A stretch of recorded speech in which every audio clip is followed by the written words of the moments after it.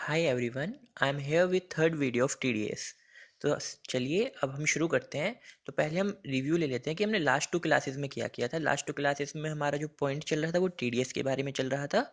हमने पढ़ा था कि टीडीएस का कंसेप्ट इंडिया में इसलिए लाया गया है क्योंकि गवर्नमेंट चाहती है वो रेवेन्यू जल्दी से कलेक्ट कर ले, जैसे ही ट्रांजेक्शन हो वैसे ही गवर्नमेंट पे रेवेन्यू आ जाए। तो इसलिए टीडीएस का कंसेप्ट इंट्रोड्यूस किया गया।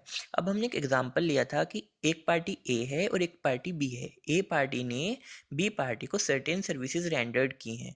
तो अब बी पार्टी को क्या करना होगा, पेमेंट करनी होगी ए पार्टी को। तो अब सपोज हमने एग्जांपल में लिया था कि बी पार्टी ने ए पार्टी को ₹10,000 की पेमेंट करनी है, सपोज जिस पे 2% टीडीएस लगता है। तो अब उसको क्या करना है, हमने एक रूल फिर पढ़ा था कि टीडीएस का मेन और इम्पोर्टेंट रूल क्या है, ड्यू और payment which ever is earlier transaction. या तो कब, जब ड्यू हो रही है या उस ट्रांजेक्शन के रिगार्डिंग में जो पेमेंट हो रही है, तो जो भी काम इनमें से पहले होगा हम उस डेट में टीडीएस डिडक्ट कर लेंगे।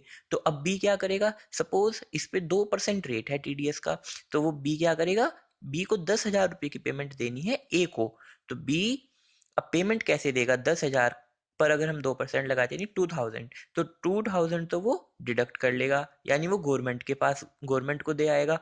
और ए को कितना अमाउंट देगा, ए को वो देगा 8,000 रुपीज। हुआ क्या है, 10,000 रुपए की पेमेंट करनी थी, जिसमें से बी ने यानी 2%, 10,000 का 2%, 2,000 डिडक्ट कर लिया है और 8,000 ए को दे दिया। तो अब ये 2,000 कहाँ जाएंगे, ये जाएंगे गवर्नमेंट की जेब में। ठीक है। अब सर बात समझ में नहीं आई एक, क्या जी आई नहीं। सर टैक्स तो ए की इनकम पे था और चला गया, अब ये दे दिया बी ने है, तो अब इसका क्रेडिट का क्या हुआ। कोई नहीं सर, अभी तो बहुत बड़ी बातें हैं ये, आगे पढ़ेंगे इसको हम, ये क्या चीजें हैं। ठीक है सर। फिर हमने सेकंड वीडियो में क्या देखा था कि हमने एक डेफिनेशन लिखी थी कि टीडीएस है क्या, एज पर IT act, income tax act, person responsible for making payments, for making payments are required to deduct tax at source. तो सर इस वर्ड को तो आप मार्क कर लीजिए, फॉर मेकिंग पेमेंट्स, यानी टैक्स कौन डिडक्ट करेगा, जिसको पेमेंट करनी है, यानी जो पार्टी रिस्पॉन्सिबल है, जो पार्टी रिस्पॉन्सिबल है वो ही टैक्स डिडक्ट करेगी। ठीक है। अब हमने लास्ट वीडियो में एक डिस्कशन और किया था कि अब वो ट्रांजेक्शन्स कौन सी ट्रांजेक्शन्स हैं जिन पर हमें टीडीएस डिडक्ट करना है।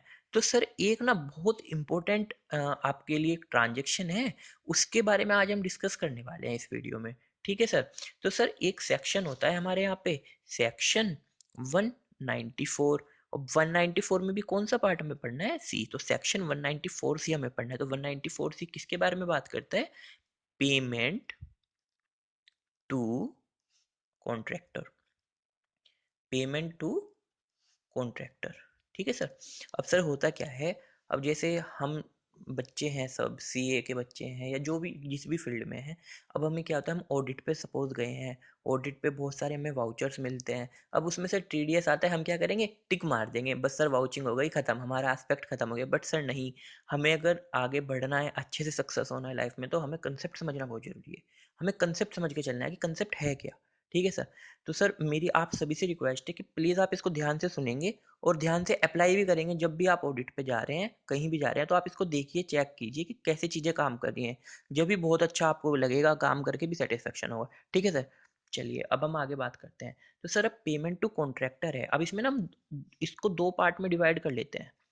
एक पार्ट हुआ आपका सिंगल ट्रांजेक्शन और एक पार्ट आपका होता है एग्रीगेट ट्रांजेक्शन। ठीक है सर। ठीक है। तो सर अब इसमें एक हमें वर्ड होता है थ्रेशोल्ड, थ्रेशोल्ड लिमिट। तो सर सिंगल ट्रांजेक्शन की थ्रेशोल्ड लिमिट गवर्नमेंट ने 30,000, 30,000 जो है वो बताई है। और एग्रीगेट ट्रांजेक्शन में ये लिमिट कितनी है, 1 लाख, 1 लाख। नहीं नहीं नहीं नहीं सर, आप तो गलत बता रहे हो। नहीं ये ऐसा नहीं है, इसकी लिमिट तो सर कम है।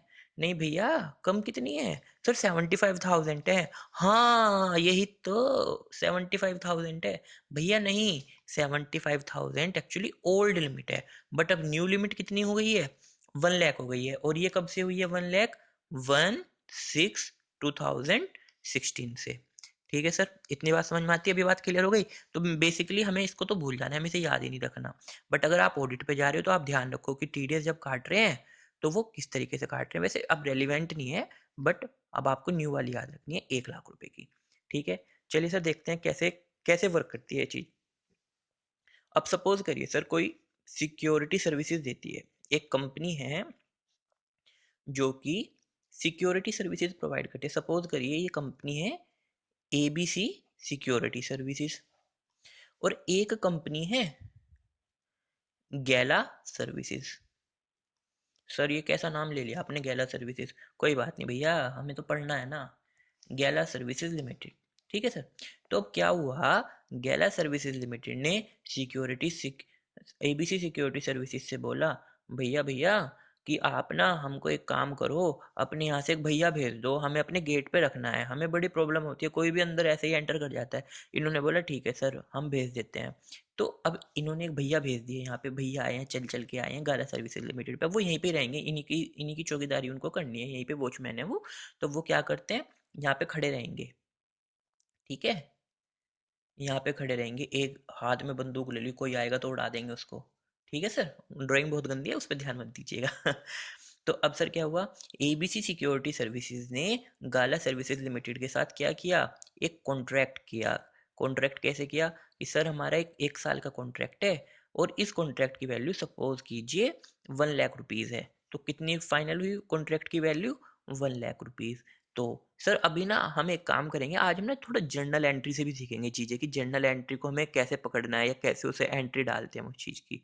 ठीक है, तो सर देखिए, सपोज अब गाला सर्विसेज लिमिटेड जो है, गाला सर्विसेज लिमिटेड जो है वो एंट्री डाल रही है।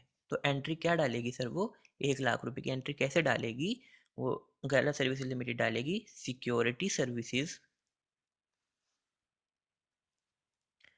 Security services debit to TDS और टू पार्टी।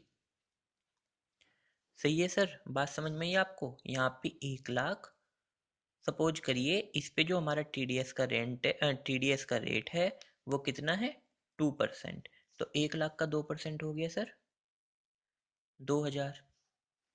1 लाख का 2% हो गया 2,000।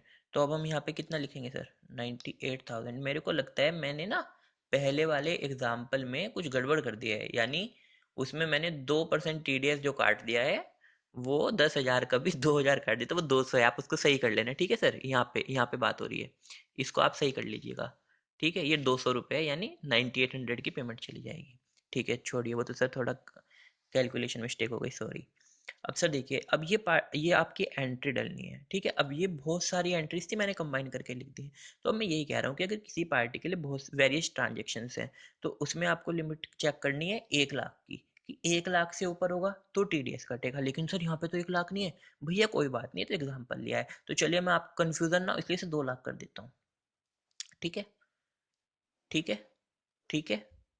लेकिन अब एक बात और भी तो है, अब हमें सिंगल ट्रांजेक्शन पर भी चेक करना है। सपोज कीजिए जैसे इसकी बहुत सारी ट्रांजेक्शन है, 12 महीने की ट्रांजेक्शन चली हैं, और 12 महीने में जो ट्रांजेक्शन बनी है, सपोज ऐसे ट्रांजेक्शन बनी है, फर्स्ट सेकंड थर्ड फोर्थ, मतलब 4 तरीके से पेमेंट होनी थी। और एक तो हमें देने थे 40,000 रुपये, फिर देने हैं 20,000, फिर 10,000, ठीक है, और फिर देने थे हमको, इनको कितने हो गए भैया ये बता दो, 140,000। ठीक है, ऐसे पेमेंट देनी थी।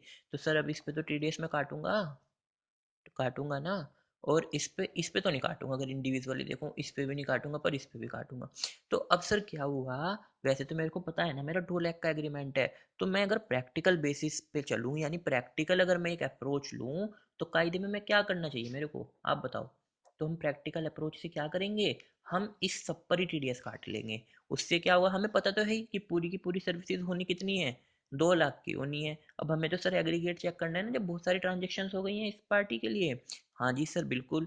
तो ठीक है सर, फिर आप इस पे टीडीएस डिडक्ट कर लो। तो सर हमने एंट्री क्या डाली, हमने एंट्री डाली security services debit 2 lakhs to TDS 2,000। और वो सॉरी, अब तो ये भी चेंज हो जाएगा ना, 2%, 4,000, और ये कितना हो गया 96,000।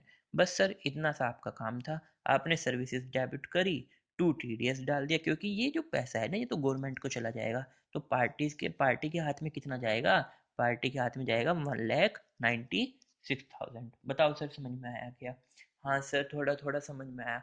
कोई नहीं सर, अभी तो करने हैं, कल कल ना फिर एग्जाम्पल करेंगे, नेक्स्ट वीडियो में फिर एग्जाम्पल करने हैं हमको। चलो फिर एक चीज़ लिखो आप, टीडीएस का रेट बताते हैं सर। टीडीएस का रेट, सर आप अब हमें फाइनल बता दो। आप कभी कहते हो 2%, कभी 1, कभी 5, कभी 10। नहीं नहीं भैया, अब मैं फाइनल बता रहा हूँ आपको।